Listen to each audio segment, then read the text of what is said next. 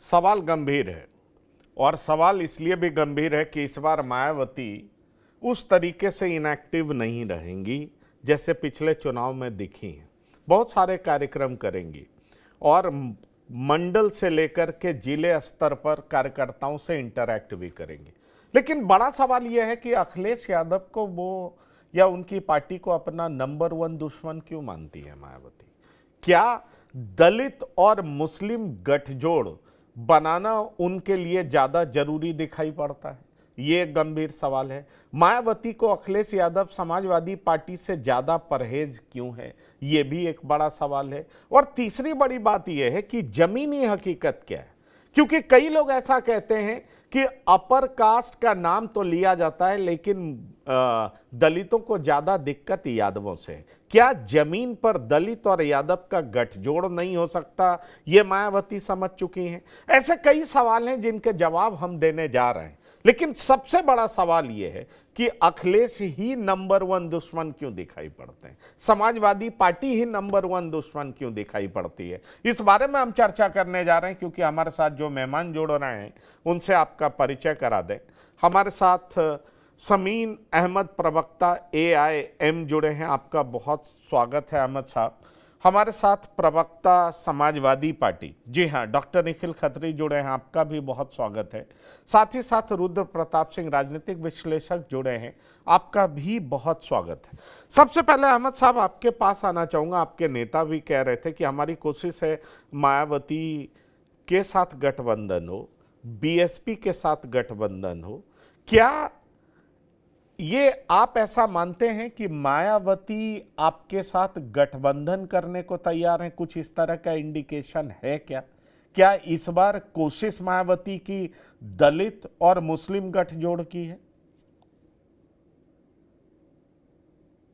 जी, मुझसे बात सवाल हो रहा है। जी जी जी, आपसे। प्रदेश अध्यक्ष जी ने जो बोला है उसी जिमन में मैं आपको बताना चाहूंगा। उन्होंने कहा हमारा प्रयास है कि हमारा बसपा से गठबंधन हो, क्योंकि ये एक बड़ा गठबंधन, मजबूत गठबंधन बनता है।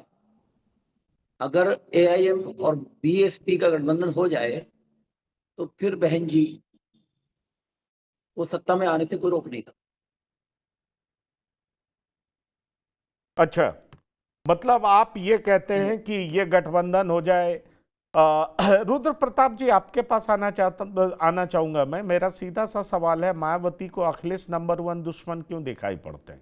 मुसलमान वोट बैंक बड़ी वजह है, क्योंकि मायावती को ऐसा दिखाई पड़ता है कि अगर मुस्लिम साथ आ गए, दलित मुस्लिम कॉम्बिनेशन मजबूत कॉम्बिनेशन होगा। और चूंकि वो बेहतर लॉ एंड ऑर्डर का दावा करती रही हैं और उनका ये मानना है कि अपर कास्ट हमारा उतना विरोध नहीं करेगा, अगर हम मजबूत दिखे तो हमारी तरफ अपर कास्ट भी आ सकता है।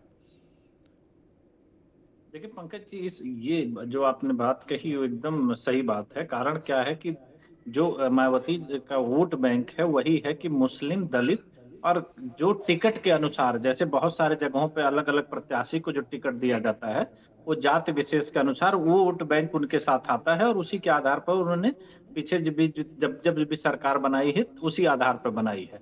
अब अगर आप देखेंगे कि अगर बीजेपी और अखिलेश यादव में जब तुलना होती है कि भाई बीजेपी का वो इतना विरोध क्यों नहीं करती हैं, अखिलेश यादव का इतना विरोध क्यों करती हैं, क्योंकि जो सेंधमारी की संभावना है वो मुस्लिम वोट में ही है और मुस्लिम वोट बीजेपी का नहीं है। तो इस स्थिति में जितना भी वो मजबूती से चुनाव लड़ेंगी और मुस्लिम वोटों का जितना पोलराइजेशन उनकी तरफ होगा, क्योंकि ये कॉम्बिनेशन बहुत पहले भी बन चुका है। दलित मुस्लिम समीकरण बड़े अच्छे से काम करते हैं, और अगर आप वोटों के लिहाज से देखेंगे तो अगर ये समीकरण बनता है तो ये विनिंग सिचुएशन पर लाता है। कारण क्या है कि मायावती जी मैक्सिमम जो सीट होती है ऐसे जगहों पर कैंडिडेट जो उतारती हैं उनका सिलेक्शन बहुत सही तरीके से होता है, और वो जातिगत समीकरण के आधार पर, जैसे ये जो समीकरण बनेंगे उसमें एक सवर्ण जाति का वो टिकट दे देंगे तो उस जाति का वोट आ जाएगा, प्लस ये कॉम्बिनेशन बन जाता है। तो इनको ये फॉर्मूला पहले से पता था, लेकिन बीच में कई बार वो इन चीजों से थोड़े से चूक गई हैं। तो मुझे लगता है कि अब उनको इस बात का पता चला होगा कि भाई ये हमारा मेन समीकरण यही है। कारण क्या है कि आज देखिए विधानसभा में सिर्फ उनकी एक सीट रह गई है, लोकसभा में है नहीं। तो अगर इस कॉम्बिनेशन के साथ जाते हैं, क्योंकि बहुत सारे ऐसे जगह आप देखेंगे कि जहां मुस्लिम आबादी जो है निर्णायक वो है, अगर निर्णायक भूमिका में है, उसके वोटों से जीत हार तय होती है। और दलित वोटों का जो उनके ऊपर विश्वास है वो कभी नहीं डिगा है, हमेशा से उनके ऊपर रहा है। जो भी 10-12% आप देखेंगे कि जो उनका वो टर्न आउट है, वो लगभग उन्हीं वर्ग से आता है। तो अगर उसके साथ अगर वो 10-12% मुस्लिम वोट बैंक को लाती हैं और कहीं 20-22% वोट खींचने में कामयाब अगर हो जाती हैं, तो मुझे लग रहा है कि 27 के चुनाव में सपा के लिए मुसीबत ज्यादा बड़ी कर पाएंगे। कारण क्या है, देखिए नहीं, बीजेपी ठीक का है, समीकरण 27 अलग। के चुनाव में मुसीबत बड़ी खड़ी कर पाएंगे, लेकिन सवाल उठता है कि समाजवादी पार्टी से दूरी क्यों? एक बार तो अखिलेश यादव के साथ अलायंस में रह चुकी हैं। भाई, आपको याद होगा 2019 का चुनाव, जबकि ये भी बहुत प्रोडक्टिव नहीं रहा। मायावती बाद में कहीं कि उनका वोट ट्रांसफर हो जाता है, पर जिसके साथ अलायंस करती हैं उसका वोट ट्रांसफर हो नहीं पाता। मेरे साथ प्रवक्ता समाजवादी पार्टी भी हैं, डॉक्टर निखिल खत्री। डॉक्टर निखिल खत्री, क्या आपके हिसाब से मायावती आपको दुश्मन नंबर 1 इसलिए मानती हैं कि गेस्ट हाउस कांड नहीं भूल पाई हैं, या आपको दुश्मन नंबर इसलिए मानती हैं क्योंकि पीडीए की बात आप करते हैं और दलित वोट बैंक आप खा जाएंगे? अब मायावती को यह डर होने लगा, इसलिए मायावती अब मैदान में उतर भी रही हैं। मंडल स्तर पर, जिले स्तर पर वो प्रचार करने उतर रही हैं, कार्यकर्ताओं से मिलने उतर रही हैं। उनको लग रहा है कि जिस तरीके से 2006 में 7 में 30% के आसपास वोट पाने वाली 13% पे सिमट गई है, 206 सीट पाने वाली 1 सीट पे सिमट गई हैं मायावती को जमीन पर उतरना पड़ रहा है। और आपका ये पीडीए का नारा, पुराना गेस्ट हाउस का कांड मायावती को आपके करीब जाने नहीं देता है। इंडिया गठबंधन का हिस्सा मायावती बनना नहीं चाहती हैं। वजह है आप समाजवादी पार्टी, और जमीन पर भी उनको दिखाई पड़ता है कि दलित और यादवों का गठजोड़ नहीं हो सकता। कैसे देखते हैं आप? सबसे पहले आप सभी को नमस्कार। और पंकज जी, मायावती जी बहुत ही सम्मानित है हमारे लिए। पर दूसरी बात, अगर आपने ऐसी बात बोली है तो मैं समझता हूँ कि कहीं ना कहीं मायावती जी एक ऐसा फॉर्मूला अपना रही है जिसमें क्या मतलब, जिसमें मतलब है कि दुश्मन का दुश्मन मेरा दोस्त। मायावती जी ने ये फॉर्मूला अपनाया है कि दुश्मन का दुश्मन मेरा दोस्त। और साफ तौर पर हमने समय समय पर देखा है कि मायावती जी ने कितना समय अभी तक बीत चुका है, मायावती जी ने कोई ठोस स्टेटमेंट अभी तक बीजेपी के खिलाफ नहीं दी है। और अभी हम अगर 2 साल पीछे हम जाएंगे, अप्रैल 2024 में जहां इनके भतीजे जो नेशनल कोऑर्डिनेटर थे पार्टी के काल से, आनंद जी, उनको सस्पेंड कर दिया गया था। उनको क्यों सस्पेंड कर दिया गया था? उन्होंने साफ तौर पर सीतापुर में एक रैली में उन्होंने बीजेपी को यह बताया था कि बीजेपी जनता विरोधी पार्टी है। इस मारे उनको सस्पेंड कर दिया गया। और जब आकाश आनंद जी ने समाज पार्टी के बारे में कुछ बयान दिए तो उन पर कोई कार्रवाई नहीं हुई थी। और ये तो साफ तौर पर एक बात बताता है कैसे मायावती जी एक सेफ साइड लेकर चल रही है भारतीय जनता पार्टी के साथ। वो इसलिए लेकर चल रही है कि कहीं ना कहीं उनको इस चीज का डर है कि कभी कोई कार्रवाई बीजेपी वाले उनके लिए ना कर दें। और 9 अक्टूबर 2025 अरे को तो हम बीजेपी सभी ने वाले भली करेंगे, भांति आप तो कार्रवाई कर चुके हैं ना 91 में। गेस्ट हाउस लखनऊ कांड रैली। आप कर सर चुके हैं, मैं खाली अभी, बीजेपी वाले आप करेंगे, मुझे आप कर अभी एक चुके मिनट हैं, दीजिए। इसलिए वो नहीं आपसे नहीं, मैं डरती उस हैं। पर ही बताऊंगा। आप मुझे 1 मिनट दीजिए, मैं पंकज जी मैं उस पर बताऊंगा। अभी 9 अक्टूबर 2025 में लखनऊ रैली में मायावती जी ने क्या बोला था कि सीएम योगी जी का हम आभार प्रकट करते हैं। तो कहीं ना कहीं ये तो सारे इनका गठजोड़ है। और कैसे इनको अभी जनवरी में 1 महीने पहले टाइप 8 का बंगलो मिल जाता है, जो खाली 201 बंगलो जो दिल्ली में, वो इनको दे दिया जाता है। और ये कहीं ना कहीं ऐसे सांठगांठ कर रहे हैं। और आपने अभी गेस्ट हाउस कांड की बात की, तो मैं पंकज जी आपको एक साथ तो बता दूं, यह सवाल मायावती जी से ही पूछा गया था। तो मायावती जी ने इस चीज पर क्या बोला था कि उस समय वहां पर अखिलेश जी नहीं थे। तो ये तो उनकी ऑफिशियल स्टेटमेंट है। और ये वो अपनी स्टेटमेंट पर मैं समझता हूँ कि अडिग है। और दूसरी बात, अगर आप ये बात कह रहे हैं कि चुनाव में क्या हुआ है, तो मैं समझता हूँ कि मायावती जी को हमेशा समाज पार्टी ने सहयोग किया है। अगर मैं आपके सामने कुछ आंकड़े रख दूं तो आप बताइए, 2014 में जहां पर बीएसपी की एक भी एमपी में सीट नहीं थी, 2019 में समाज पार्टी गठबंधन करने के बाद इनकी 10 सीटें आई। और इनका वोट पर, और जहां पर समाज पार्टी ने इनको 38 सीट दी और खुद 37 सीट पर लड़ी, तो इतनी बड़ी जो दरियादिली समाज पार्टी ने मानने के लिए दिखाई है, तो मैं समझता हूँ कि कहीं ना कहीं वो दरियादिली कोई भी नहीं दिखा पाएगा। और 2024 में अकेले चुनाव लड़ी है तो इनकी 0 सीट हो गई है। तो आप इन चीजों को समझिए। अब जहां पर 2019 में इनका वोट शेयर 3.67 था एमपी लोकसभा चुनाव में, और 2024 में 2.07 हो गया, 1.6 सिक्स का इनका वोट बैंक कट गया है। तो कहीं ना कहीं ये मायावती तो कोई बात नहीं, वो कट गया, वो उनके सलाहकार भी होंगे। सारी बात सही है समीन अहमद साहब। क्या पीडीए वो वजह है जिस वजह से मायावती समाजवादी पार्टी के साथ जाना नहीं चाहती, या आप मायावती के साथ भी इसलिए जाना चाहते हैं क्योंकि मुसलमान वोट बैंक, मुसलमान आधार वोट बैंक आपका बने, मायावती को वोट दे और मायावती चाहती हैं कि उसका स्टेक होल्डर समाजवादी पार्टी नहीं बने। आप दोनों एक दूसरे के साथ जाने को तैयार हैं, समाजवादी पार्टी के साथ जाने को तैयार क्यों नहीं है, या समाजवादी पार्टी आपको लेने को तैयार नहीं है? पर मेरा सवाल यह उठता है कि पहला प्रेफरेंस मायावती क्यों? ये बताइए, आपके नेता मायावती को क्यों चूज कर रहे हैं? वजह क्या है? भाई समाजवादी पार्टी बीजेपी को ज्यादा चुनौती दे रही है, आगे बढ़कर चुनौती दे रही है, तो फिर मायावती आपको क्यों पसंद है?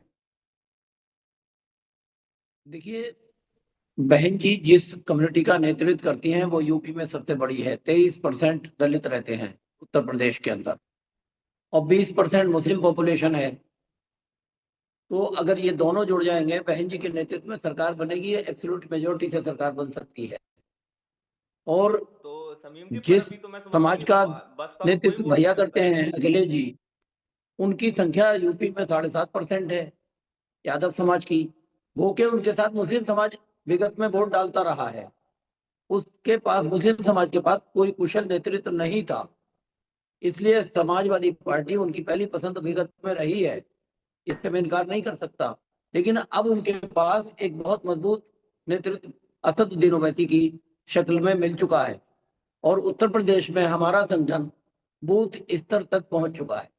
तो इसलिए हमारे प्रदेश अध्यक्ष जी का जो बयान आया प्राथमिकता पर, यानी पहली प्रायोरिटी हमारी ये है कि बहन जी से हमारा गठबंधन हो। अलबत्ता हमारे दफा के लिए बोले हैं, बीजेपी को छोड़कर और उनकी आइडियोलॉजी को से प्रभावित दलों को छोड़कर हम हर राजनीतिक दल से गठबंधन को तैयार हैं। प्राथमिकता में हमारी बीएसपी है। नहीं, पर मैं आपसे एक सवाल पूछना चाहता हूं। मायावती जी को समाजवादी पार्टी से दिक्कत है, समाजवादी पार्टी भी मायावती का वोट हड़पना चाहती है, ये बात साफ दिखाई पड़ रहा है, पीडीए में वही दिखाई पड़ता है। मुसलमान वोट बैंक के स्टेक होल्डर्स बहुत हैं, आप हैं, समाजवादी पार्टी है, मायावती हैं।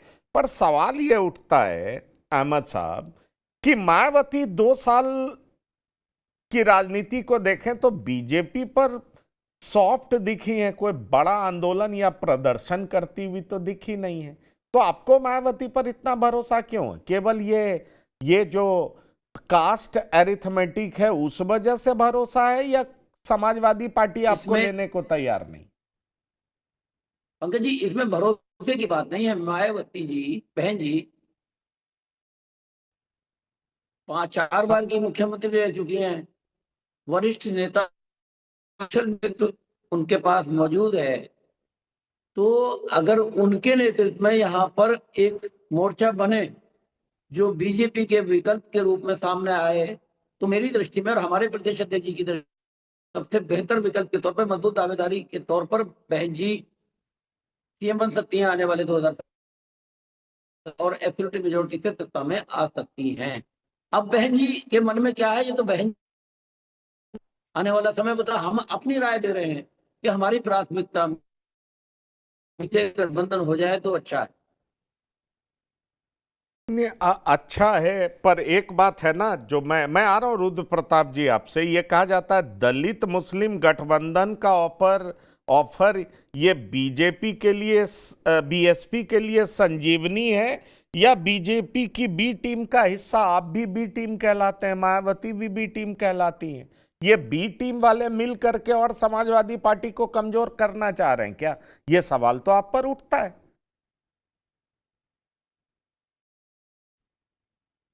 अहमद साहब। जी, आप सुन रहे हैं मुझे? आवाज नहीं आ रही है? हाँ, मैं ये कह रहा हूं कि एआईएमआईएम को बीजेपी का बी टीम कहा जाता है, बीएसपी को भी बी टीम कहा जाता है। ये बी टीम वाले सभी लोग मिल करके क्या समाजवादी पार्टी को हराना चाह रहे हैं, इंडिया को हराना चाह रहे हैं। ये आरोप तो आप लोग पे लगेगा कि भाई आप लोग, ये जो बीजेपी की बी टीम है वो मिलकर के इस प्रकार से हराना चाह रही है समाजवादी पार्टी को, जो बिल्कुल घनघोर बीजेपी विरोधी है।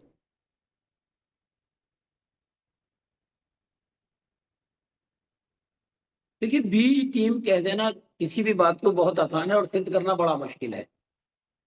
अभी रिसेंट बिहार विधानसभा का चुनाव सामने है, बी टीम कहते कहते लोग सत्ता से बाहर हो गए, आरजेडी वाले। और वो जो पार्टी सत्ता में थी और यहाँ बिहार के अंदर हुकूमत चलाती आई थी, उनके 25 विधायक रह गए। हम उनके दरवाजे तक गए तेजस्वी जी के कि हमसे गठबंधन कर लो, नहीं किया उन्होंने, तो उसका खमियाजा वो भुगतेंगे। अब बी टीम जो कह रहे हैं रिसेंट, फिर इसके बाद महाराष्ट्र का निकाय चुनाव सामने देखिए, जहां अबू आसिम आजमी साहब का क्षेत्र है, वहां से दोनों पार्षद मेरी पार्टी के जीत गए, उनकी जमानतें भी नहीं बची सपा वाले पार्षदों की, प्रत्याशियों की। तो अबू आसिम जी जहां से विधायक हैं, उस सीट से मेरे पार्षद जीत गए, मेरी पार्टी के। नहीं, ठीक है, हमारे साथ सतीश प्रकाश जी भी जुड़े हैं। सतीश जी, एक सीधा सा सवाल है, मायावती अखिलेश यादव को नंबर 1 दुश्मन क्यों मानती हैं, और AIMIM पहले बीएसपी को ही पसंद क्यों करता है? क्या बीजेपी की बी टीम जिनको कहा जाता है उनका ये कॉम्बिनेशन है, आप उनका मिलान देख रहे हैं, या मुस्लिम वोट बैंक के स्टेक होल्डर्स दोनों हैं? मायावती भी हैं, AIMIM भी है, और समाजवादी पार्टी भी बड़ी स्टेक होल्डर्स दिखाई पड़ती है। ये AIMIM की पहली पसंद बीएसपी और बीएसपी नंबर 1 दुश्मन समाजवादी पार्टी को मान रही है, इस पूरी राजनीति को आप कैसे देखते हैं? नहीं, देखिए पंकज जी, बहुजन समाज पार्टी की सरकार को रिप्लेस किसने किया? समाजवादी पार्टी की सरकार ने। समाजवादी पार्टी की जो सरकार रही उसमें कहीं ना कहीं दलित विरोधी बहुत सारे काम हुए, इसमें कहीं कोई दो राय नहीं। लेकिन समाजवादी पार्टी की सरकार को जब से बीजेपी ने कहीं ना कहीं रिप्लेस किया है, एक नैरेटिव क्रिएट किया जा रहा है। बीजेपी कभी नहीं चाहेगी उत्तर प्रदेश में बहुजन समाज पार्टी को लेकर के, वो कहीं ना, उनको मालूम है, बीजेपी को इस बात को मालूम है कि अगर बहुजन समाज पार्टी उनके सामने होकर के चुनाव लड़ती है तो निश्चित रूप से बीजेपी को उतनी सफलता नहीं मिल सकती, वह उत्तर प्रदेश की राजनीति से बाहर हो जाएगी। इसलिए जानबूझ करके एक नैरेटिव क्रिएट किया जाता है तमाम समाचार के माध्यम से, तमाम चैनल के माध्यम से, कि किसी भी तरीके से बहुजन समाज पार्टी को इस तरह का एक जो सिद्ध किया जाए कि वो बीजेपी की बी पार्टी है। लेकिन मेरा कहना कुछ और है। अभी कहीं ना कहीं अगर आप देखेंगे कि बीजेपी की बी पार्टी कौन है, जो पार्टी बीजेपी को जनमानस के मुद्दों से भटका करके उत्तर प्रदेश की राजनीति को कहीं ना कहीं पोलराइज होने देती है, जो पार्टी उत्तर प्रदेश की राजनीति को हिंदू मुस्लिम में कहीं ना कहीं बदलने के लिए, क्योंकि बीजेपी यही तो चाहती है, वहां से तमाम कोई अकबर की बात करेगा, कोई मुगल की बात करेगा, कोई हुमायूं की बात करेगा। किसी बहुजन समाज पार्टी के लीडर्स ने अभी कोई ऐसा बयान दिया कि जिसके उनके बयान का सीधा सीधा लाभ कहीं ना कहीं बीजेपी को मिला हो? नहीं, पर आपको बताएं, अभी समाजवादी पार्टी के प्रवक्ता कह रहे थे आप इंटाइटल्ड टाइप 6 टाइप 7 बंगलों के हैं, आपको टाइप 8 मिल जाता है। आकाश आनंद जब बीजेपी के खिलाफ उग्र तेवर अपनाते हैं तो उनका पद छीन लिया जाता है। अभी समाजवादी पार्टी के प्रवक्ता ऐसा कह रहे थे, तो आप सॉफ्ट बीजेपी पर हैं और ज्यादा उग्र समाजवादी पार्टी के खिलाफ हैं, ये परसेप्शन ही नहीं है बल्कि इसमें हकीकत भी है, ऐसा आपके विरोधी आरोप लगाते हैं। आपका मतलब है बीएसपी के विरोधी आरोप लगाते हैं, इसकी हकीकत क्या है? क्योंकि टाइप 8 बंगलो क्यों दिया जाता है? अपने ही भतीजे को बहन जी क्यों हटा देती हैं अगर बीजेपी के खिलाफ वो ज्यादा कड़े तेवर अपनाते हैं तो? देखिए पंकज जी, बहुजन समाज पार्टी की राजनीति को अगर एक पॉलिटिकल दल के रूप में देखेंगे तो आप सही कैलकुलेशन नहीं करेंगे। बहुजन समाज पार्टी एक सामाजिक मिशन भी है। ये वही बहुजन समाज पार्टी है जिसने 27 राज्यसभा मेंबर दिए। एक भी व्यक्ति अगर कोई बता दे, जो 2-2 दिन की पार्टियां बनती हैं उनके परिवार के लोग राजनीति में आते हैं। बहुजन समाज पार्टी ने अपने परिवार के या बहन जी के परिवार से किसी व्यक्ति को ना राज्यसभा बनाया, ना एमएलसी बनाया, ना मंत्री बनाया, ना इलेक्शन लड़ाया। बहुजन समाज पार्टी का सीधा सीधा मानना है कि चाहे आकाश आनंद जी हो या कोई भी व्यक्ति हो, उसको सीधा सीधा जनता के बीच में जाकर के जनमानस के मुद्दों पर एक राजनीतिक रूप से, क्योंकि वहां विरासत की पॉलिटिक्स नहीं होती, दलितों के अंदर विरासत की पॉलिटिक्स नहीं होती। ये वही दलित है बाबा साहब डॉक्टर भीमराव अंबेडकर से तो दलितों के लिए कोई बहुत बड़ा हो नहीं सकता, लेकिन अगर राजनीति की बात आएगी, उनके परिवार के प्रकाश राव अंबेडकर जी से भी दलित समाज के लोग यही कहते हैं कि वहां की विरासत से ना आकर के सड़क के रास्ते से, संघर्ष के रास्ते से लोग निकलेंगे।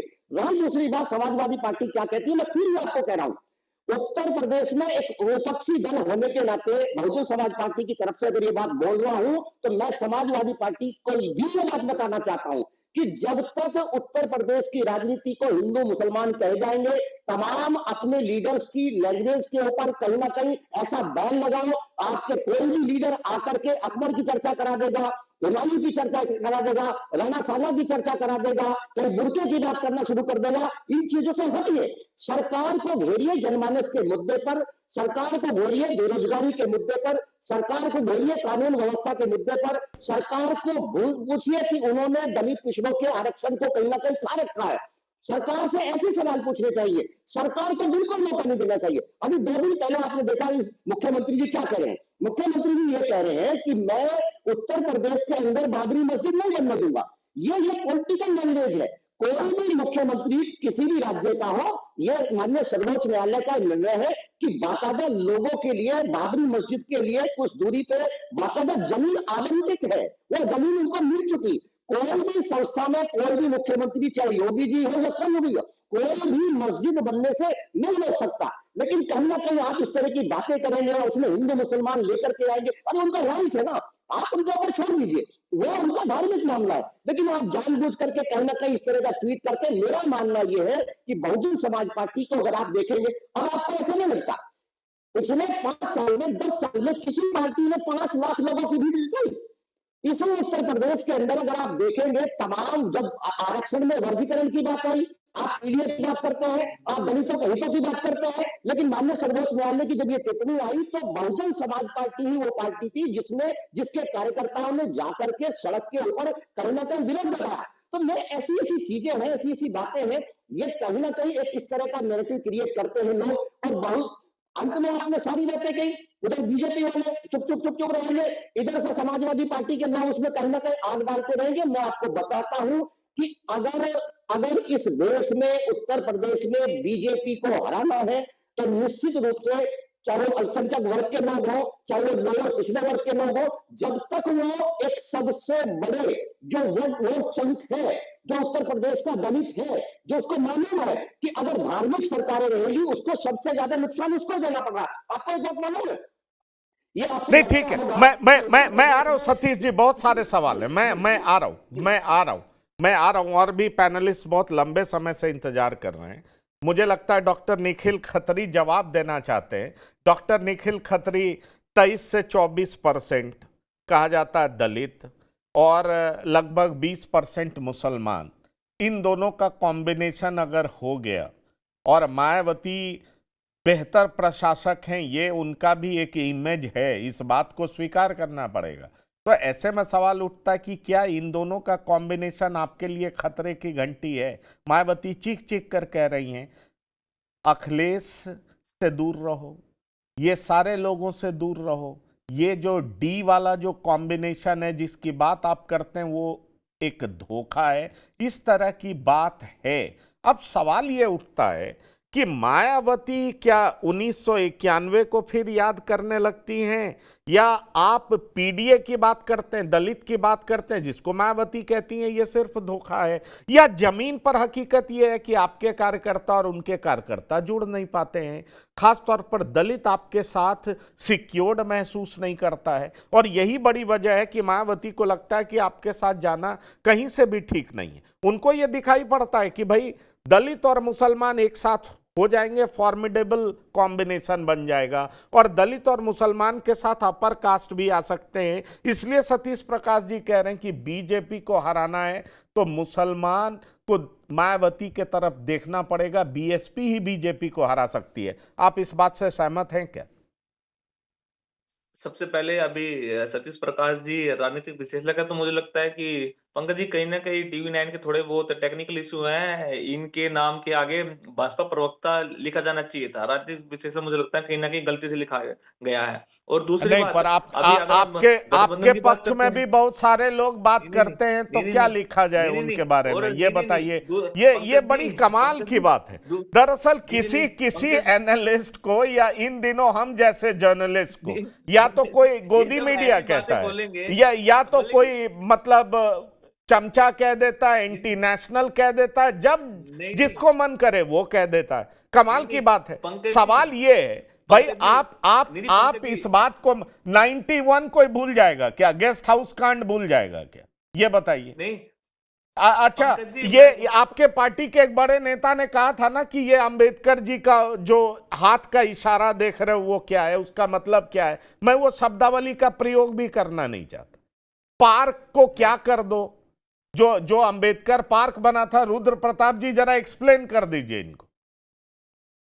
ये तो नया आपका इधर तरीका बदला है कि आपको दलितों का वोट चाहिए, इसलिए आप थोड़ा सॉफ्ट दिखाई पड़ते हैं दलितों के नहीं प्रति। नहीं नहीं तो एक समय आपका जो जी, सारा पंकज जी, आप पब्लिक मुझे 1 मिनट का डिस्कोर्स था, समय जो दीजिए, मैं नेता अभी बात सारी बातों करते के थे, वो आंसर किस करूंगा। तरीके से करते? पंकज जी, सबसे पहले मैं आपको बता दूं कि बाबा साहब का सम्मान हमेशा समाजवादी पार्टी ने किया, और बाबा साहब की मूर्तियां सबसे ज्यादा अगर तोड़ेगी तो भाजपा के राज में तोड़ेगी। और दूसरी बात पंकज जी, मैं समझता हूं कि बहुजन समाज पार्टी के साथ कभी भी हमारा दलित समाज नहीं था। और दलित समाज क्यों नहीं था, मैं आपको एक पॉइंट के साथ बता दूं। 2017 में बीएसपी की 19 सीट आई थी, और उसके बाद 2022 में मात्र 1 सीट आई थी। जहां पर 2017 में बीएसपी का वोट परसेंट 22.23 था, वो 2022 में 12.88 हो गया है। लगभग 10% वोट शेयर गिरा है। तो मैं समझता हूँ कि खासतौर पर हमारा दलित समाज ये समझ गया है कि बहन जी के साथ जाना बिल्कुल शोभा नहीं देगा। वो क्यों शोभा नहीं देगा, क्योंकि बहन जी ने आज तक कोई भी दलित समाज पर कोई स्टैंड नहीं लिया है। हालांकि उन्हें वोट तो चाहिए, और जब भी दलित समाज पर स्टैंड लेने की बात तो आती है, वो इसलिए डर जाती है क्योंकि कहीं ना कहीं अगर भाजपा को ही बुरा लग गया तो मायावती जी सोचती है कहीं ना कहीं ये बहुत गलत हो जाएगा। और दूसरी बात, समाज पार्टी ने हमेशा पीडीए समाज की तो बात की है, और हर हर सर्व समाज की बात की है। तो साफ तौर पर मायावती जी का जो ये गठबंधन है, और मायावती जी के जो भाई हैं, उनको पार्टी में क्या ओहदा मिला है ये सबको पता है। और दूसरी बात, बहुजन समाज पार्टी, मैं ये इस बात को कोई नहीं झुठला सकता, बहुजन समाज पार्टी एक समय पर उत्तर प्रदेश में शासन में थी, पर इस समय क्या है, इस समय मात्र उनका एक विधायक है पूरे 403 में से। तो ये तो जनता का जनादेश है। जनता समझ चुकी है कि मायावती जी ने किसी भी समाज के लिए ऐसा कोई कार्य नहीं किया कि समाज उनको वोट दे, और ये बात बिल्कुल झूठ है। और ये बात बिल्कुल मैं समझता हूँ कि ये बात बिल्कुल भी इसमें सत्य नहीं है कि जो हमारा दलित समाज है वो बीएसपी के साथ है। हमारा दलित समाज तो समाज पार्टी के साथ है। और दूसरी बात, अगर अमीम अगर बीएसपी के साथ गठबंधन करेगी तो क्या कर लेगी, ये सिर्फ और सिर्फ समाज पार्टी वोटें काटेंगी। ये तो पूरी जनता को पता है कि अगर जहां पर अल्पसंख्यक समाज है हमारा, वहां पर ये गठबंधन इनका अमीम का और बीएसपी का वहां पर अपने प्रत्याशी उतारेगा तो किसकी वोट काटेगी, ये तो पूरी दुनिया जानती है। तो इस पर तो कोई संशय होना नहीं चाहिए।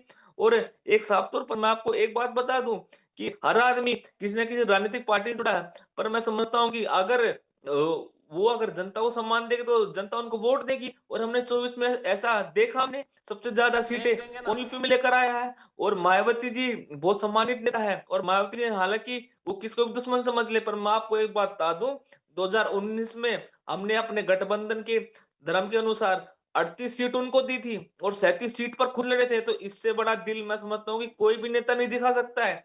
और अब ये जो बातें आ रही हैं, तो ये बातें साफ तौर पर निरंतर है। और अगर आपको अगर भारतीय जनता पार्टी को हराना है तो आपको समाजवादी पार्टी के साथ आना ही पड़ेगा। अगर आप अपना तीसरा ब्लॉक बनाओगे तो साफ तौर पर वो जनता देखेगी। मैं इस पर कुछ नहीं बोल रहा, पर वो जनता सब कुछ समझ जाएगी। और हमेशा हर समाजवादी पार्टी ने समाजवादी पार्टी ने हर समय, मैं समझता हूं कि एक बहुत बड़ा आंदोलन इस तरह से सरकार के खिलाफ किया है। और अभी तक आप बता दीजिए, बहुजन समाज पार्टी ने अभी तक कितनी मीटिंगें ली है, इनके वर्कर्स ग्राउंड पर क्यों नहीं है। हर पार्टी का एक, मैं समझता हूं कि एक क्राइटेरिया होता है काम करने का। हम किसी पर सवाल नहीं उठा रहे हैं, पर हम अगर हम पर कोई सवाल उठाएगा तो हम इस चीज पर बोलेंगे। सबसे ज्यादा अगर किसी ने धरने प्रदर्शन की तो समाज पार्टी ने की है, सबसे ज्यादा संघर्ष किया तो समाजवादी पार्टी ने किया है। मैं एक साफ तौर पर ये बात बोलना चाह रहा हूँ। चलिए, मुझे लगता है, पर मैं चाहूंगा रुद्र प्रताप जी, आप कुछ कहना चाह रहे हैं? अखिलेश जी आप हाथ उठा रहे हैं, ठीक है, जरा अखिलेश जी को सुन लें। अहमद साहब मैं आ रहा हूं, रुद्र प्रताप जी आ रहा हूं, बहुत सारे सवाल हैं, पहले ये सतीश जी जवाब दे दें। नहीं, देखिए दो चीजें मैं आपको बताता हूं। चलिए, आप यादव समाज को ये मान के चलते हैं कि वो समाजवादी पार्टी को वोट देता है इसलिए बीजेपी के पक्ष में कहीं नहीं जाएगा।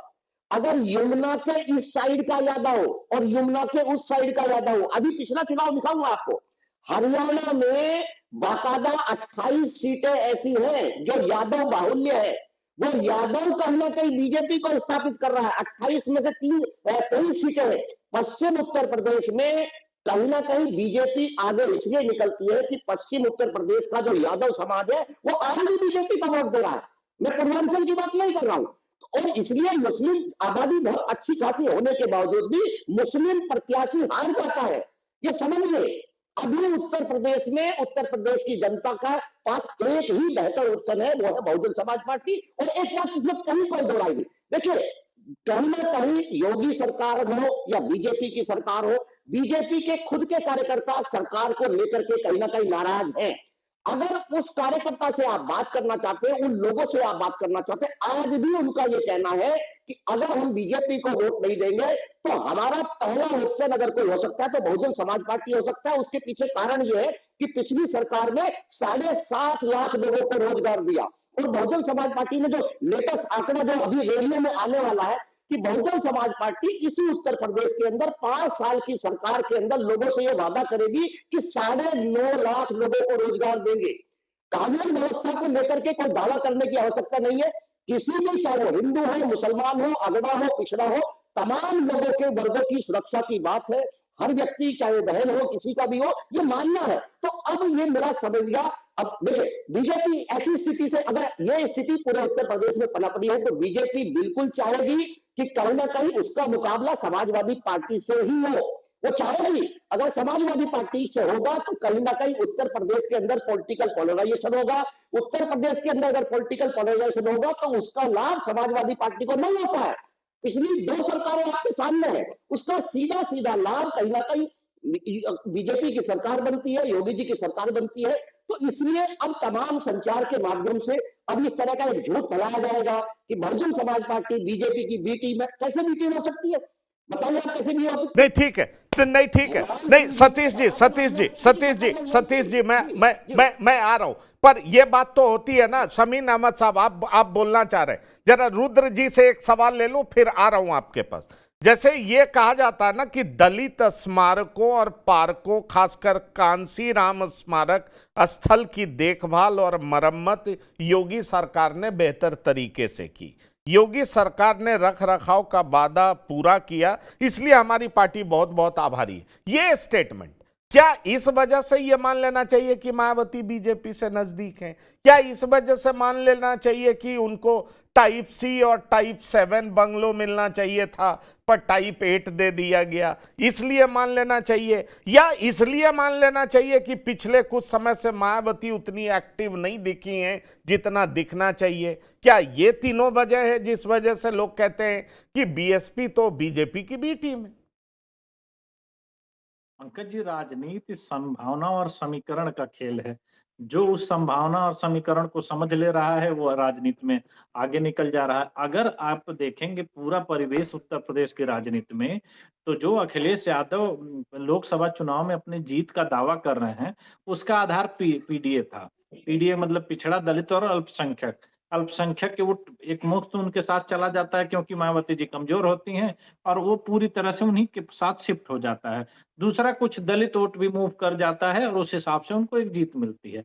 अब अगर मायावती जी का जो कॉम्बिनेशन है कि वो दलित की, कोई इस बात में दो राय ही नहीं है कि सर्वमान्य नेता वही है उत्तर प्रदेश में। दलित वोट बैंक उनके साथ सबसे मजबूती के साथ खड़ा है और इनका पुराना अनुभव भी, अगर आप हम मुस्लिम वोट की बात कर रहे हैं तो उनके साथ भी मजबूत है। और 23-20 अगर आप पे जोड़ते हैं तो लगभग 43 हो जाता है। 6-7% इनके जो समीकरण होते हैं वो प्रत्याशियों की जाति पर निर्भर करते हैं, जिसमें आपने देखा होगा कि मायावती जी के मैक्सिमम जो प्रत्याशी होते हैं वो सवर्ण कास्ट के होते हैं, मजबूत लोग होते हैं जो उस एरिया के काफी ताकतवर होते हैं। तो उस कॉम्बिनेशन के साथ वो 50% वोट को टारगेट कर रही हैं और उस वोट में सबसे ज्यादा जो वोट उनको खींचना है वो अखिलेश यादव को खींचना है। तो अगर वो अखिलेश यादव का विरोध नहीं करेंगे, क्योंकि बीजेपी को देखिए, मुस्लिम समुदाय बीजेपी को वोट देने से रहा, यादव मायावती जी को वोट देने से रहा, दलित का वोट उनके पास है, कुछ दलित का वोट बीजेपी की तरफ शिफ्ट हुआ है। तो अगर उनकी सेंधमारी होगी तो अखिलेश यादव के वोट में होनी है, उसी के वोट के साथ उनका बंटवारा होना है। तो अगर जितनी मजबूती के साथ अखिलेश यादव जी का वो विरोध करेंगे, और इस बात में दो राय ही नहीं है पंकज जी, आप भी जानते हैं कि दलित समाज को अगर सबसे ज्यादा दिक्कत होती है तो आने वाले, जब से समाजवादी पार्टी का अस्तित्व हुआ या मायावती जी से जो अलग हुए या उनका गेस्ट हाउस कांड हुआ, उसके बाद सबसे ज्यादा यादव समाज से हुआ है। यादव और दलित कॉम्बिनेशन जल्दी बन नहीं पा रहा है यूपी में, क्योंकि ये चीज देखने को मिला है। तो इसका असर भी दिखेगा। और दूसरी, ये आने वाले समय में आप देखिएगा उत्तर प्रदेश की राजनीति में जो पिछड़े वर्ग की परिभाषा है उसको बदला जाएगा, क्योंकि पिछले वर्ग में केवल यादव नहीं आता है। और ये फॉर्मूला आपने देखा होगा काम किया है वहां बिहार के चुनाव में, क्योंकि केवल यादव को आप पिछड़े से कैसे जोड़ सकते हैं? नहीं, ठीक है। तेजस्वी यादव इतनी नहीं, बुरी तरह से हार क्यों जाते हैं कि बाकी पिछड़ा वर्ग उनके साथ नहीं खड़ा है? क्योंकि यादवों का सिर्फ आप विकास करके पिछड़े वर्ग के विकास की आप नहीं, कैसे बात करते हैं? वो बाकी बिल्कुल समाज ठीक के बात लोगों है। को तो आप आगे नहीं ठीक लाते है, हैं। लेकिन मैं ये नहीं समझ पाता हूं कि AIMIM समीन अहमद साहब हैं, वो बताएंगे कि भाई जो मायावती 16 साल में 206 से 1 पर सिमट गई हैं, उनके साथ आप जाना क्यों चाहते हैं? वो आपकी पहली प्राथमिकता क्यों है? इसलिए है क्योंकि आपको लगता है कि मायावती के साथ जुड़ेंगे तो हम मजबूत दिखेंगे, और मजबूत दिखेंगे तो फिर मुसलमान हमको एक मजबूत ताकत के तौर पर देखेगा, और मजबूत ताकत के तौर पर देखेगा तो अखिलेश यादव की ताकत ज्यादा आंकता था, इसलिए उनके साथ चला जाता था, हमारी तरफ चला आएगा। वजह यह है अहमद साहब। जी, मैं अर्ज कर दूं, देखिए मैं आपको लिए चलता हूं 2007 के विधानसभा उत्तर प्रदेश के चुनाव। बहन जी अकेली इलेक्शन लड़ी, बीएसपी बहन जी के नेतृत्व में अकेली चुनाव लड़ी थी। उस इलेक्शन के अंदर उत्तर प्रदेश का माइनॉरिटी यानी बिलखुसूस मुस्लिम समाज बीएसपी को वोट किया था। तो बहन जी ने 224 के आसपास सीट जीत ली थी और 5 साल उन्होंने एब्सोल्यूट मेजोरिटी से सरकार चलाई थी। उस जमाने में ना तो सपा से गठबंधन लड़ी किया था बीएसपी, ने किसी से किया था।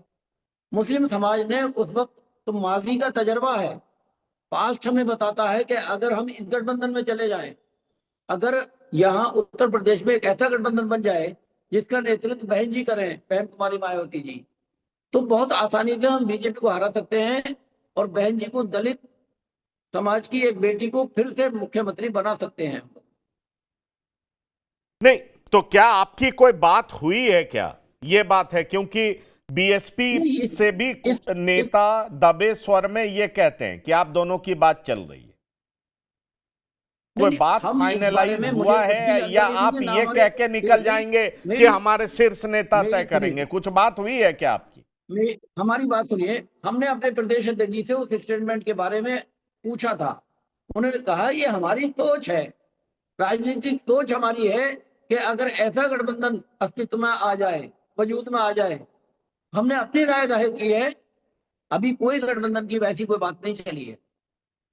नहीं, पर एक बात आप ये भी बताइए, ये एक तो बात आप जानता होगा, हमें बात जानकारी नहीं है। नहीं, पर आप ये बताइए समीन अहमद साहब, क्यों ना आपको लोग कहे कि आप बीजेपी की बी टीम है? बहन जी तो बीजेपी के साथ कई बार सरकार बना चुकी है, फिर आप बहन जी के समर्थन में जा रहे हैं, तो आप इतना ट्रस्ट क्यों कर रहे हैं? हमें बी टीम कहते, पंकज भाई, जो दल हमें बी टीम कहते आए थे वो अस्तित्वहीन होते जा रहे हैं। बिहार के अंदर मैंने बताया, महाराष्ट्र में हम कुछ जगहों पे कांग्रेस थे, समाजवादी पार्टी से और तमाम स्थानीय पार्टियों से ज्यादा पार्षद जिताकर ले गए हम। तो जो बी कह रहे थे वो खुद बी और सी और डी होने जा रहे हैं।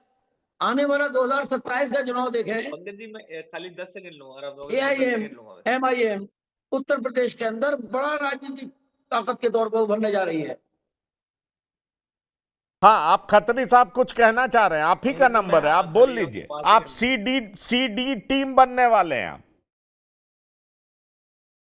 नहीं नहीं पंकज जी, अभी हम ही पार्टी के प्रवक्ता ने बड़ी अच्छी बात बोली। मैं समझता हूँ कि एक बहुत बड़ा हुआ बनाया गया बिहार चुनाव के बाद कि ओबीसी जी एक प्रचंड बहुमत से बिहार विधानसभा चुनाव में एक जीत लेकर आए हैं। तो मैं इनको बता दूं, इससे पहले जो विधानसभा चुनाव था उसमें भी अमीम की 5 ही सीट थी और इस चुनाव में भी 5 ही सीट थी। तो कम से कम जनता को तो इन चीजों का पता लगना चाहिए कितना बड़ा जनादेश इन्होंने मैं समझता हूँ स्थापित किया है। और दूसरी बात, अभी राजनीतिक विश्लेषक श्री रुद्र नहीं, प्रताप सिंह जी पर मैं बात कर रहे थे, दूसरा तो मैं इफेक्ट समझता हूँ बता कि दूं खत्री जी, दूसरा इफेक्ट बता दूं, 2020 में इन्हीं की वजह से तेजस्वी यादव की सरकार नहीं बन पाई।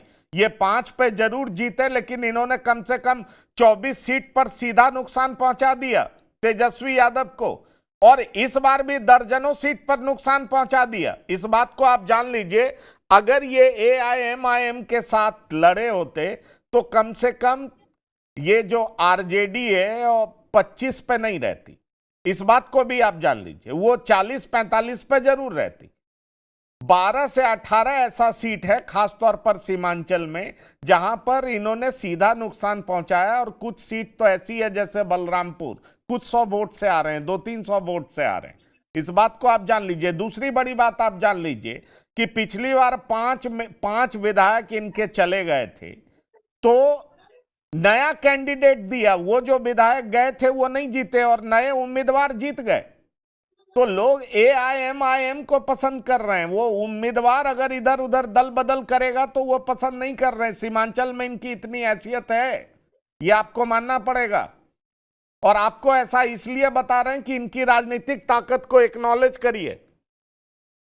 ऐसा सर कुछ नहीं है। मैं समझता हूँ कि ये खाली, मैं समझता हूँ कि कहीं ना कहीं इन्होंने कुछ वोट शेयर काटा है, पर मैं स्टेट पार्टी के तौर पर ये अभी तक बिहार में भी नहीं उभर पाई थी। तो ये कहीं ना कहीं एक बात का जनादेश जा रहा है कि अगर अमीम अगर गठबंधन के खिलाफ लड़ेगी तो कहीं ना कहीं ये एक घात अपोजिशन पर ही लगेगा। ये अमीम एक अच्छी तरह से समझ ले, अगर ये कहीं ना कहीं अगर तीसरा ब्लॉक बना के लड़ेगी तो कहीं ना कहीं ये घात विपक्ष को ही लड़ेगा। और ये अभी आपने बहुत सी बात बोली, ये अभी आपने बिहार चुनाव में भी देखा कि कैसे विपक्ष को कमजोर करने का काम इन्होंने किया था। और इस बात को जानने के लिए, इस बात को पहचानने के लिए कम से कम ये उत्तर प्रदेश में तो ये ऐसा काम ना करे। अगर ये बोलते हैं कि हम बीजेपी की बी टीम नहीं है और हम बीजेपी के खिलाफ न्यायिक लड़ाई लड़ना चाहते हैं, तो तो कम से कम राजनीति ये छोड़ दें भाई विपक्ष हम। के साथ कम से कम कोई साठ गांठ के लिए कोई पहल तो करे। और दूसरी बात, हमने कभी नहीं बोला, हमने ये बात कभी नहीं बोली कि अमीम बीजेपी की बी टीम है। ये तो वही भाजपा के लोग हैं जो ये बात बोल रहे हैं, ये भाजपा के लोगों द्वारा ऐसी बात की गई है। और अगर कम से कम अमीम इन भाजपा के जो लोग ऐसी बात बोल रहे हैं, कम से कम उनको एक आंसर तो दे, उनको एक मैसेज तो दे किसी ना किसी प्रकार से। और दूसरी बात, अभी रुद्र प्रताप सिंह जी अभी राजनीतिक विश्लेषक अभी इन्होंने कुछ बात बोली थी, तो मैं समझता हूँ कि रुद्र प्रताप जी ऐसे हवा हवा में बात करने से ऐसे कुछ नहीं होगा। आपने कोई तथ्य पेश नहीं किए। आप के जो मुख्यमंत्री है वो पहले क्या बोलते थे कि सबसे ज्यादा डीएम यादव समाज के थे यूपी में। उसके बाद क्या पता लगा कितने डीएम थे यादव समाज के यूपी में। इस समय जितने डीएम हमारे सिंह समाज के हैं, ये वर्ल्ड रिकॉर्ड है किसी भी प्रदेश में। हालांकि उत्तर प्रदेश हो या कोई सा प्रदेश हो, सबसे ज्यादा एक जाति के डीएम इस समय सिंह समाज से हैं। उस पर कोई बात नहीं करेगा। और दूसरी बात, आपने कई बातें बोली थी, तो मैं समझता हूँ कि सारी निरंतर है और हमेशा फैक्ट के साथ बात करनी चाहिए। और मैं तो पंकज जी आपके शो के माध्यम से एक ही बात बोल दूं कि जो भी इस न्याय की लड़ाई में हमारे साथ होगा और इन अन्यायी भाजपाई के खिलाफ लड़ाई लड़ेगा, वो हमारे साथ है। और विपक्ष को मजबूत करना चाहिए, ना कि विपक्ष को कमजोर करना चाहिए। चलिए, तो विपक्ष को कमजोर कर रही है एआईएमआईएम, ये चलिए आप बोल लीजिए अहमद साहब, आप बोल लीजिए, आप बोल लीजिए, मैं आप कुछ कहना अपने चाहते भाई समाजवादी पार्टी के प्रवक्ता से ये कहना चाहूंगा कि फिर हम राजनीति छोड़ दें। आप तो गठबंधन करेंगे नहीं, आरजेडी वाले गठबंधन करेंगे नहीं, तो हम राजनीति नहीं छोड़ दें। समीम जी, पहले भी नहीं हुई है, भाई पहले भी नहीं आप हुई है। कहते हैं पहले ये वोट हम हमें करें डालो, आप करें, ये गठबंधन हमारे करेंगे आला नहीं, एक सीट आला देंगे कमान का नहीं। काम है। तो आप उस तक अपनी बात पहुंचाइए। मैं बैठा कह रहा इस हूँ पर आपसे, जो कहिए ना कि अगर सत्ता में आना है तो हमसे गठबंधन करें। ये फैसला समीम जी आला कमान लेगी। और बिल्कुल मैं समझता हूँ कि जो भी भाजपा के खिलाफ है वो समाज पार्टी के साथ है, वो इस देश के न्याय के साथ है। ये साफ तौर पर एक मैसेज है ये। चलिए, आप सतीश जी, फ्यूचर में आपको लग रहा है या आने वाले विधानसभा चुनाव में मायावती एआईएमआईएम के साथ गठबंधन कर सकती हैं, इसकी कोई संभावना है क्या? क्योंकि एआईएमआईएम तो चाहती है, पहली प्राथमिकता आप है।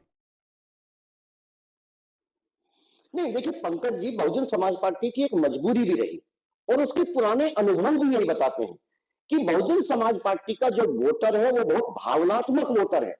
ये सच है कि हर व्यक्ति, हर दल कहीं ना कहीं बहुजन समाज पार्टी से गठबंधन इसलिए करना चाहता है कि बहुजन समाज पार्टी में ये ताकत है कि वो अपना टोटल वोट उन दलों को ट्रांसफर करा देती है। एक और बाकी लोग, बाकी दल जो है, क्योंकि कांग्रेस से भी, आरएनडी से भी हमने बहुत सारे लोगों से गठबंधन किया। बीजेपी को छोड़ करके हमने लगभग उत्तर प्रदेश में हर आदमी से गठबंधन किया, हर दल से गठबंधन किया, लेकिन कहीं ना कहीं वो दल अपना वोट हमको नहीं ट्रांसफर करा पाते। इसलिए बहुजन समाज पार्टी, बहन जी ने ये बात बोली है कि अगर वो दल को पहले ये तय करना होगा, बहुजन समाज पार्टी को ये विश्वास दिलाना होगा कि उनका तमाम जो मूल वोट है वो उनकी तरफ है और वो उस वोट को कहीं ना कहीं ट्रांसफर करा देते हैं। दूसरी बात, एक छोटी सी बात कह रहा हूं मैं आपके कार्यक्रम में, ऐसे उनको लगता है कि बीजेपी के आने से सिर्फ मुस्लिम समाज परेशान है। हाँ, उसको लेकर के सरकार का नजरिया बहुत बेहतर नहीं है, लेकिन आपको एक बात मानना पड़ेगा कि मुस्लिम समाज की इकोनॉमी वो सरकार आधारित नहीं होती, उसकी इंडिपेंडेंट होती है। उनका सरकार का बदलने से उनके ऊपर कोई बहुत लंबा चौड़ा प्रभाव नहीं पड़ता। लेकिन जो इस देश का दलित है, उत्तर प्रदेश का जो दलित है, वो साधनहीन है, उसके पास जमीन नहीं है, उसके पास व्यवसाय नहीं है, उसके जीवन में अगर कोई परिवर्तन आता है तो कहीं ना कहीं सरकारी नौकरियां। और जब से योगी सरकार आई है, दो सरकारों ने नौकरियों को खत्म किया है, विज्ञापनों को खत्म किया है, परीक्षाओं को आउट कराया है। बहुत सारी परीक्षाएं कहीं ना कहीं हाईकोर्ट, तमाम न्यायालय में लंबित है। तो मेरा यह मानना है कि उसकी मजबूरी है, दलित समाज की यह मजबूरी है कि उसको सरकार बदलनी ही बदलनी है। इसलिए बहुजन समाज पार्टी पूरी ताकत के साथ निश्चित रूप से तमाम हर उस घर पे जाएगी, हर उस दरवाजे पे जाएगी। सिर्फ मुसलमान समाज की बात नहीं कर रहा हूं, वो अगड़ा के पास भी जाएंगे, वो पिछड़े के साथ भी जाएंगे, वो ब्राह्मण के घर भी जाएंगे, वो ठाकुर समाज के लोगों के पास भी, क्योंकि बेरोजगार तो सबके है ना। बेरोजगार व्यक्ति का कोई धर्म नहीं होता, उससे रोज सवाल पूछे जाते हैं। और एक व्यक्ति जो इतने लंबे समय से तैयार करता है, उसके अंदर कहीं ना कहीं हताशा है, निराशा है। गांव में कोई व्यक्ति किसी भी जाति का हो, हर व्यक्ति की जब उससे पूछोगे कि आपको रोजगार मिला है नहीं मिला, अगर आप देखेंगे ब्राह्मण समाज भी अगर उत्तर प्रदेश में पूर्वांचल को छोड़ करके अधिकतर इलाके में ब्राह्मण समाज का जो मूल जीविका का साधन है वो कहीं ना कहीं सरकारी नौकरियां ही है। कुछ एक पूर्वांचल में जाकर के थोड़ी जमीन उमीन है कुछ लोगों के पास, लेकिन अधिकतर जो ब्राह्मण समाज है वो भी लैंडलेस है दलितों जैसे, उसका भी कहीं ना कहीं रोजगार, कहीं ना कहीं सरकारी नौकरियां है। तो अब लोगों के बीच में एक मंथन शुरू हो चुका और ये मंथन कहीं ना कहीं उत्तर प्रदेश की राजनीति को बदलेगा। रही संघर्ष की बात, तमाम बहुजन समाज पिछली मीटिंग में भी ये बात कही थी, अगले 3 महीने में आकाश आनंद जी जाकर के हर जिले के ऊपर एक बड़ी मीटिंग करने जा रहे हैं। तमाम जो जिला अध्यक्ष है उनको ये निर्देश है कि आप ब्लॉक के ऊपर जाकर के तमाम उसका कार्यकर्ता, अभी कह रहे थे निखिल जी, अभी बहुजन समाज पार्टी है, अरे वो ब्राह्मण के लोग हैं, वो धूप में खड़े रहेंगे, वो किसी से पैसे नहीं मांगते। आपने लखनऊ में देखा, एक मात्र एक लाइन का ट्वीट है, वो बहुजन मिशन के लोग हैं, अम्बेडकर वादी लोग हैं, वो तुरंत पहुंचेंगे। और वही जो बात कह रहे थे, देखिए छोटी सी बात आपके पंकज जी, आपकी बात कहना चाहता हूं। आपको मालूम है वो पार्क हमारे लिए क्या है? वो हमारी आस्था है। अगर कोई भी सरकार उनके रख रखाव को ठीक से अगर रख रही है तो क्या क्यों नहीं धन्यवाद देंगे? अगर समाजवादी पार्टी के लोगों ने सवाल खड़े किए थे ना, जो जिस जनार्दन पार्क की आप बात कर रहे हैं वो किसके नाम पे था? बाबा साहब के नाम पे था। अगर आपको जनार्दन मिश्रा जी के नाम पे पार्क बनाना, अलग बनाते ना। अगर सहारनपुर में माननीय काशीराम जी के नाम पे मेडिकल कॉलेज बनाया था ना, आपने उसका नाम चेंज किया। अगर किसी का भी नाम रखना था आप करते ना। अगर आपने किंजौर मेडिकल कॉलेज का नाम क्या था आप बताइए ना। वो ओबीसी समाज से भी महिला सावित्रीबाई फुले। तो ये सब चीजें है सर, ये कहीं ना कहीं जिलों के भी नाम चेंज किए। और रही बात, धन्यवाद इसलिए भी दिया गया कि उत्तर प्रदेश में हम सरकार में नहीं है, कानून व्यवस्था को संभालना हमारे बस की नहीं है। उत्तर प्रदेश के मुख्यमंत्री योगी जी है, 5 लाख लोगों को घर से सुरक्षित बाहर निकालना सरकार का अपनी ओर ध्यान आकर्षित करना था।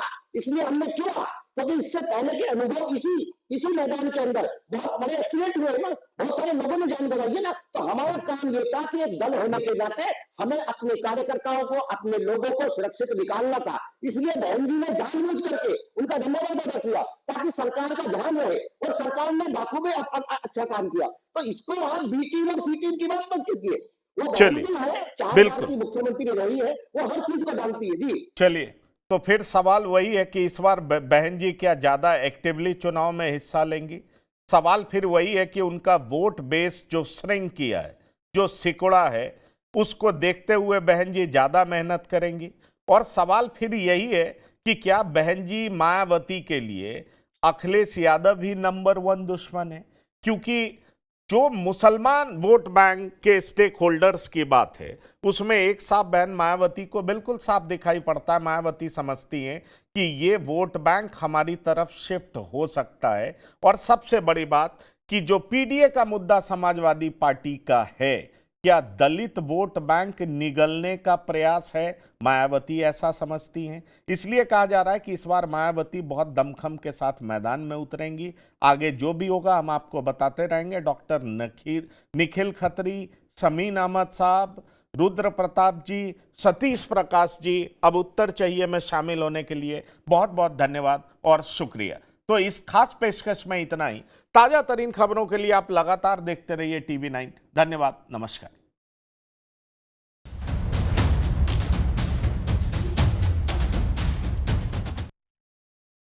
अब उत्तर चाहिए ब्रॉट टू यू बाय आरपीओर का हल्दी मसाला, मिर्च धनिया करे कमाल, सबका राजा आरपीओर मसाला।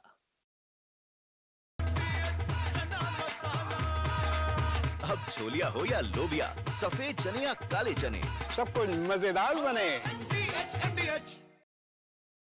आया असली स्वाद। अब आया स्वाद। जब स्वाद के पड़े हो लाले तो MDH का चंकी चाट मसाला डालें। MDH का चंकी चाट मसाला। MDH। अरे श्रीमती जी, कुछ तो सस्ता लो, बचत करो। नहीं श्रीमान जी, सब बढ़िया लो, रहने दीजिए। इसमें क्या खास बात है? थोड़े में ज्यादा स्वाद, यही तो है इसकी खास बात। वाओ मामा, क्या स्वाद है। अरे मेरे राजा, सबका राजा आरपीओर मसाला। मेरे पास है आरपीओर पाव भाजी का मसाला। आरपीओर पाव भाजी मसाला, पाव भाजी को टेस्टी बना डाला। सबका राजा आरपीओर मसाला। थोड़े में ज्यादा स्वाद, यही तो है इसकी खास बात। वाओ मामा, क्या स्वाद है। अरे मेरे राजा, सबका राजा आरपीओर मसाला। कुछ तो सस्ता लो, सब बढ़िया लो, इसमें क्या खास बात है? थोड़े में ज्यादा स्वाद, यही तो है इसकी खास बात। सबका राजा आरपीओर मसाला। MDH का किचन किंग किचन में हो तो हम सब कुछ बना सकते हैं। बैंगन का भरता, आलू गोभी, भिंडी मसाला और भी बहुत कुछ। MDH।